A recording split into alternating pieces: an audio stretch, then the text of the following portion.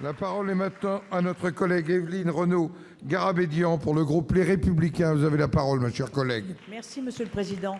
Ma question s'adresse à Madame la ministre de la Santé. Depuis plusieurs décennies, la France développe, sous l'impulsion de Simone Veil, une politique d'excellence dans la prise en charge des maladies rares.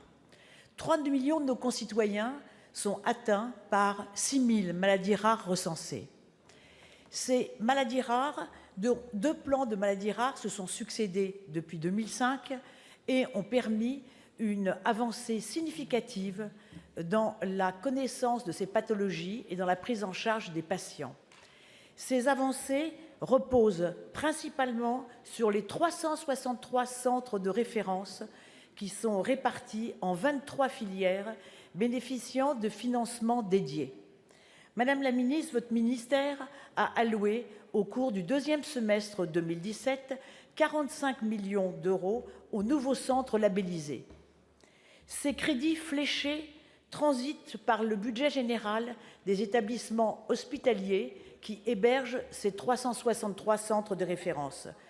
23 professeurs de médecine qui sont responsables de ces centres de référence, ainsi que des associations de patients atteints de maladies rares, dénoncent la captation par les établissements hospitaliers de ces crédits. Des directions générales de certains établissements financiers ont décidé, sans aucune transparence, une distribution de ces crédits. Madame la ministre, un tel dysfonctionnement est profondément dommageable aux patients qui sont atteints de maladies rares. Deux questions, Madame la ministre. La première, que répondez-vous aux médecins et aux associations de patients atteints de maladies rares à la veille du lancement du 3e plan maladies rares? Et quelles sont les mesures que vous envisagez de prendre pour remédier à l'opacité qui entoure l'utilisation effective de ces crédits, pourtant alloués à l'origine à une si noble cause? Merci. La parole est à Madame la ministre des Solidarités et de la Santé, Madame Agnès Buzyn. Monsieur le Président, Mesdames et Messieurs les sénateurs, Madame la sénatrice Évelyne Renaud Garabédian, merci de votre question qui permet de mettre en lumière cette difficulté que ressentent nos 3 millions de compatriotes atteints des 6 à 7 000 maladies rares recensées. Je tiens à rappeler que la France a été pionnière, vous l'avez dit, sur le sujet des maladies rares avec 3 plans, 2 plans, dont 2 plans déjà élaborés et réalisés et un 3e plan en cours d'élaboration.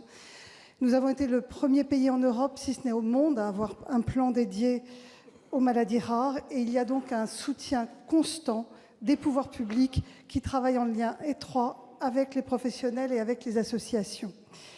Donc effectivement, mon ministère a alloué fin 2017 45 millions d'euros à la labellisation de 23 filières de santé maladies rares qui s'appuient sur 387 centres de référence, 1800 centres de compétences avec un budget fléché.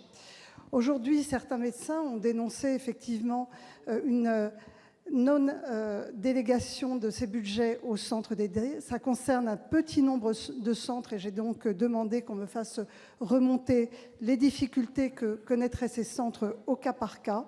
Et par ailleurs, nous sommes pleinement mobilisés avec ma collègue Frédérique Vidal, ministre de l'Enseignement supérieur, de la Recherche et de l'Innovation, pour porter le 3e plan maladies rares qui est en cours d'élaboration pour la période 2018-2022.